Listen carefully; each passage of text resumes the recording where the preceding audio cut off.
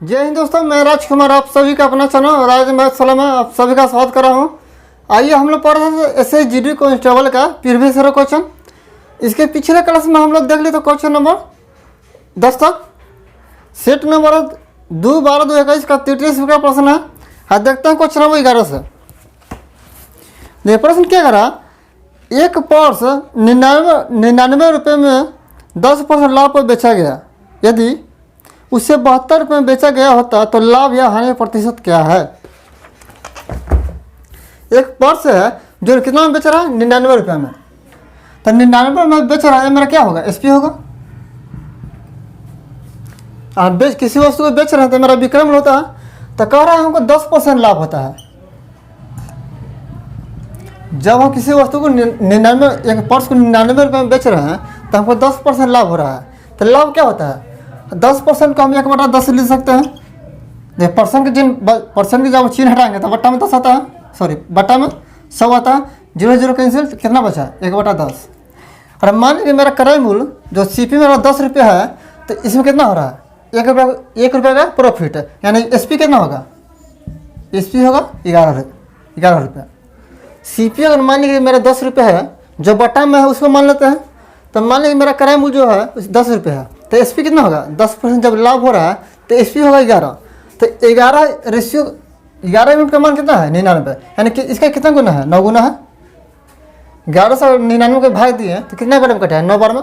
तो इसका कितना है, 9 गुना। तो इसको भी और 9 गुना करेंगे, इसको भी और 9 गुना करेंगे, कितना है, 90। 90 रुपये मेरा क्या है, क्रय मूल्य है। सीपी मेरा कितना आ गया, 90 रुपये। अब कह रहा है कि उसे 72 में बेचते हैं,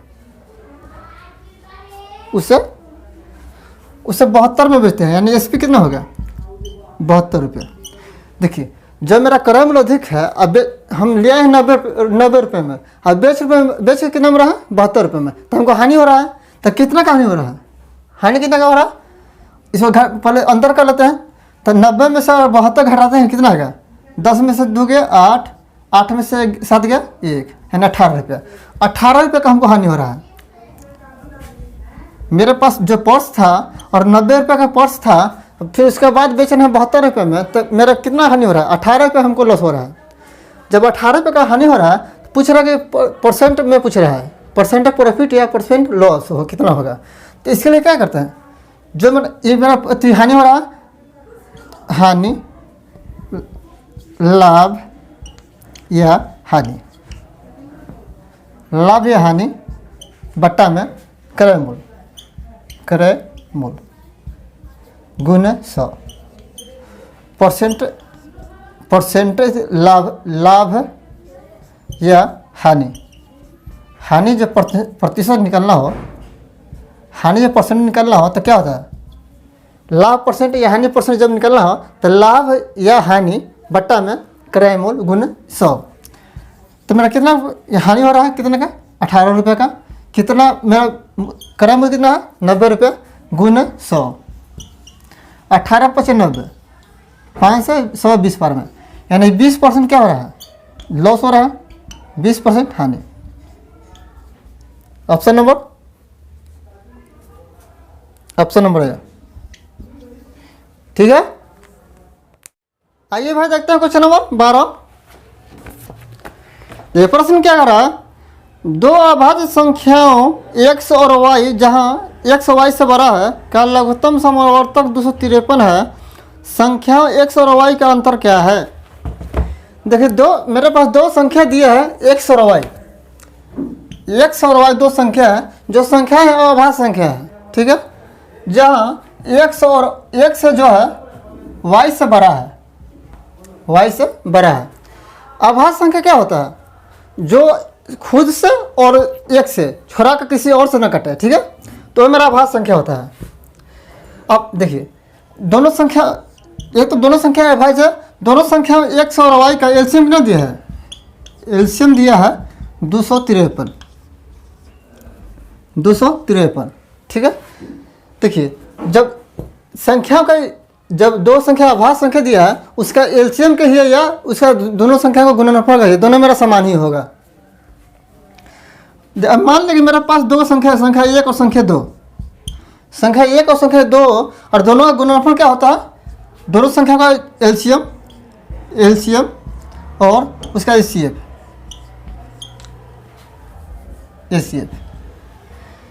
दो संख्याओं का गुणनफल क्या होता है? दोनों संख्याओं का एलसीएम और उसका एचसीएफ है। देखिए, जब दो संख्या मेरा आभाज्य संख्या हो तो उसका एचसीएफ क्या होगा? उसका एचसीएफ 1 होगा। जब उसमें कुछ कॉमन होगा नहीं, एक तो सभी में कॉमन होगा, उसको छोड़ा देगा, दूसरा का कोई संख्या कॉमन होगा नहीं, तो उसका एचसीएफ 1 होगा। तो अब एलसीएम कहिए तो मेरा एलसीएम कितना आएगा? एलसीएम 253। उस जब आभाज्य संख्या है तो उसका एचसीएफ कितना आएगा? 1 आएगा। तो दोनों संख्या गुणनफल क्या आएगा? अब 1 से गुना कीजिए तो गुना कीजिए, भगा दीजिए, कोई फर्क नहीं पड़ेगा। तो दोनों संख्या गुणनफल कितना आएगा? 253।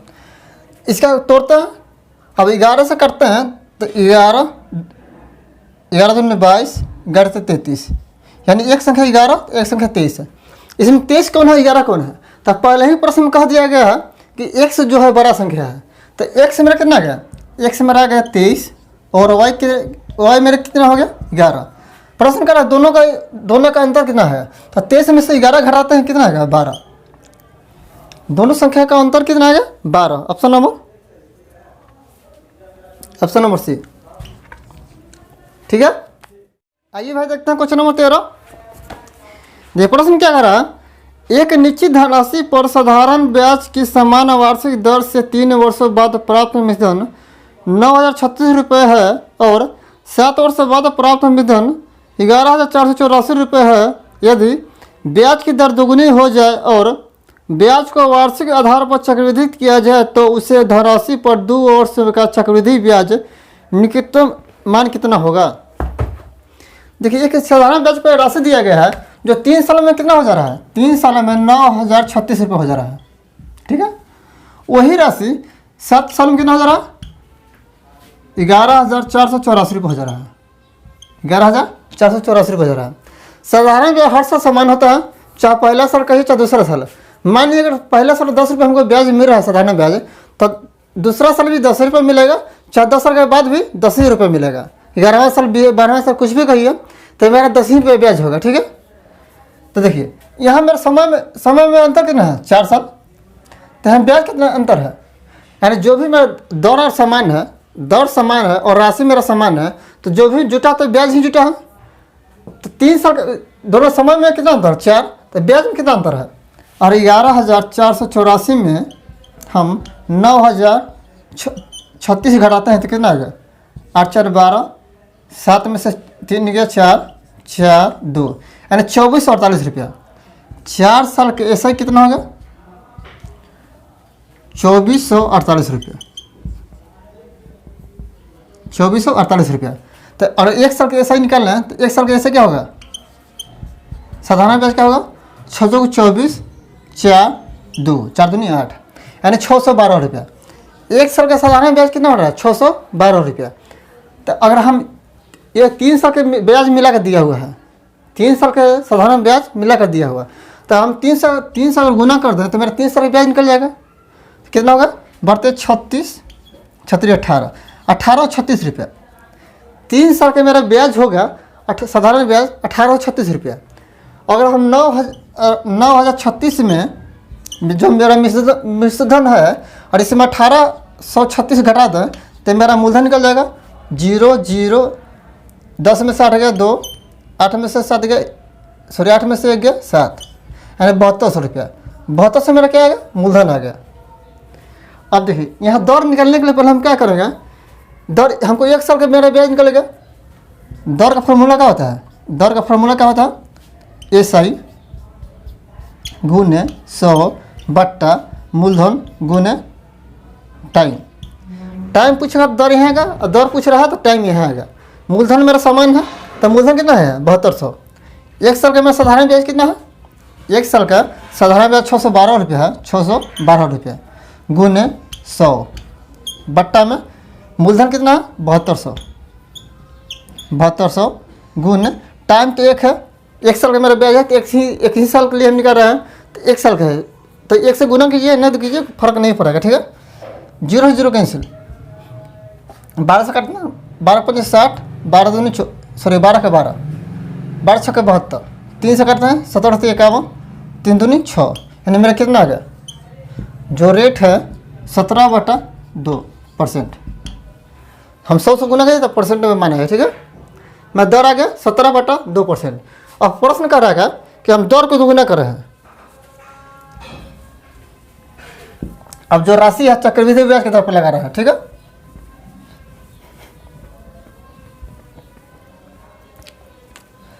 चक्रवृद्धि ब्याज के दर पर हम निकाल रहे हैं।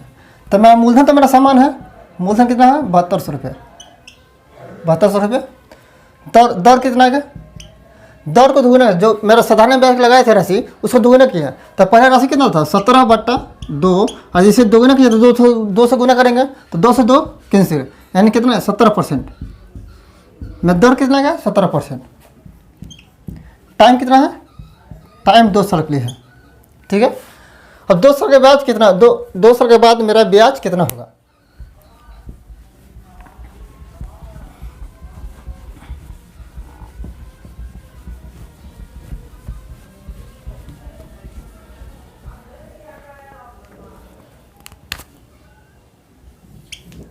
देखिए राशि है कितना? 7200। 7200 का और हम 17% ब्याज में रहा तो 17/100 होगा, 0 0 कैंसिल। अब 72 को 17 से गुना करते हैं, 7 दूनी 14, 49 49 49 2 51 51 51 52 2 हाथ में 5 7 5 12, यानी 1224 रुपया। कितना ब्याज हुआ? 1224 रुपया पहला हो गया। अब 1224 रुपये पर 1224 रुपये पर फिर 17% ब्याज लगेगा, क्योंकि जो साधारण जो चक्रवृद्धि ब्याज होता है तो ब्याज के ऊपर भी ब्याज लगता है, ठीक है। तब इसको निकालते हैं 1224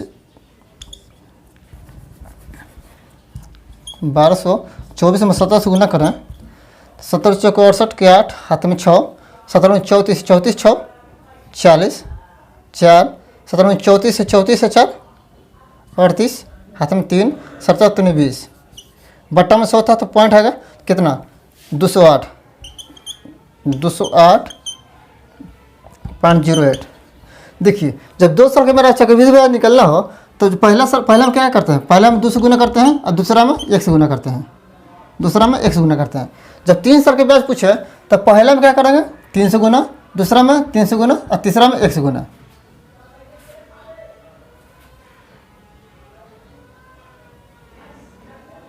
ठीक है। तो ये मेरा दूसरा का ब्याज है, दूसरा के बाद साधारण ब्याज है तो इसको 2 से गुना करते हैं पहला को, तो 24 और 48 रुपये प्लस में 1 से गुना करें तो कोई फर्क नहीं पड़ेगा, तो 208.08। अब प्रश्न में पूछा कि निकटतम उसका पूरा निकालना था, पॉइंट में लिखिए ना लिखिए कोई फर्क नहीं पड़ेगा। हम डायरेक्ट इसको ले लेते हैं, 8 में 16 4 1 5 4 2 6 2, यानी 2656 रुपया। कितना ब्याज होगा मेरा?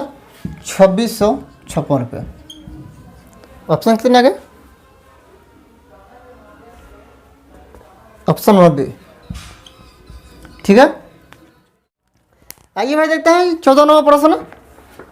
देखिए प्रश्न क्या कर रहा है?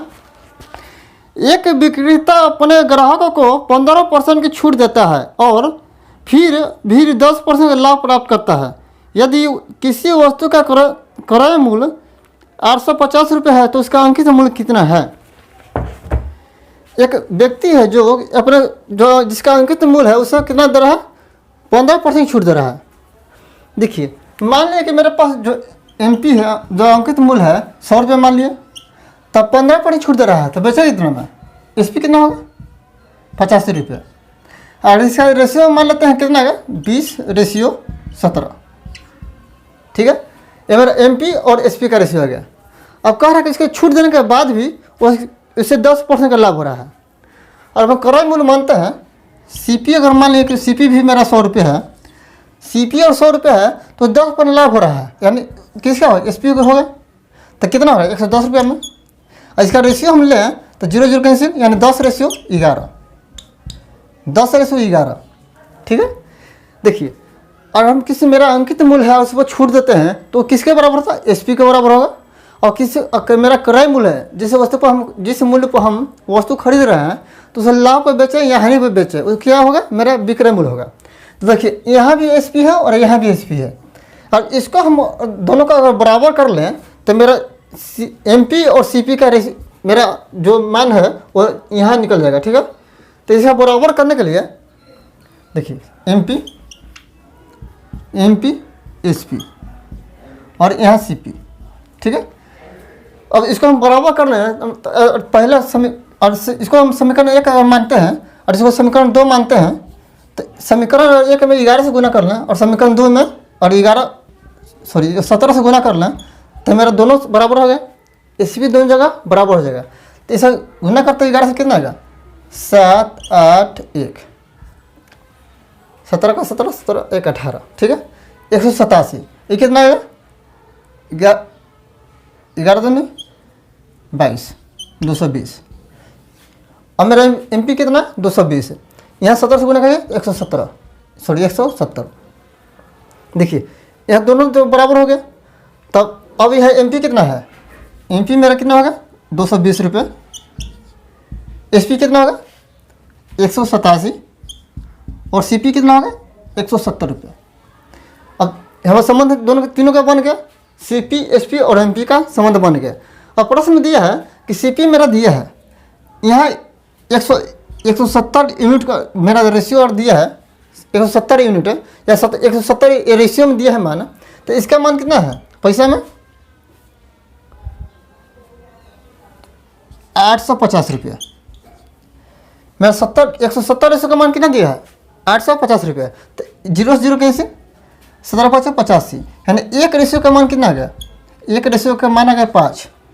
हमको पूछ रहा है एमपी पूछ रहा है, तब एक रेशियो का मान अगर 5 आया तो 220 रेशियो का मान कितना आएगा 220 में और 5 से गुना करेंगे, तब एक रेशियो का मान 5 तो 220 रेशियो का मान निकलेंगे, 220 से गुना करेंगे तो कितना आएगा 0 5 दूनी 10 5 दूनी 10 से 11, यानी 1100 रुपये।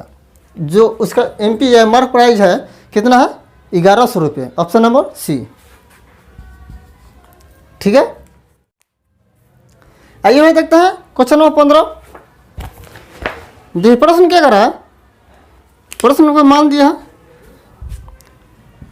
75 8 P0